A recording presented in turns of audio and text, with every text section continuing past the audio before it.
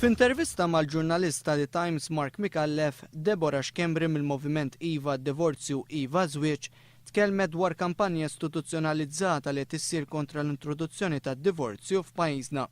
Qalet li preżentament min jixtieq jerġa' jibni familja qed ikollu jikkoabita, sitwazzjoni li tnaqqas il-valur ta' żwieġ.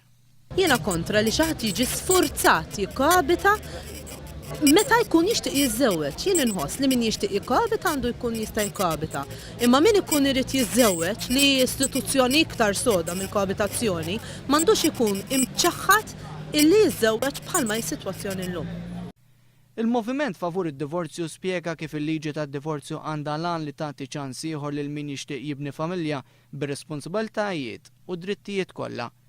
Bit-tweġiba l-argumenti li qed tpoġġi l-Knisja Kattolika, Deborah Schembri saħħet li d-divorzju responsabbli se japplika biss għal żwieġijiet ċivili.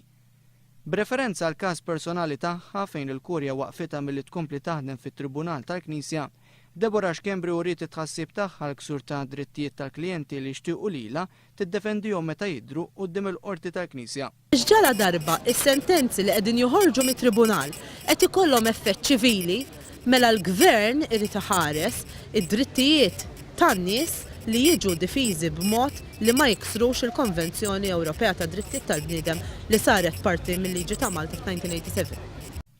Deborah Schembri qalet li żwieġijiet ma jitkisrux bid-divorzju u qalet li llum il-ġurnata għalkemm m'għandniex divorzju xorta għandna żwieġijiet imkisra.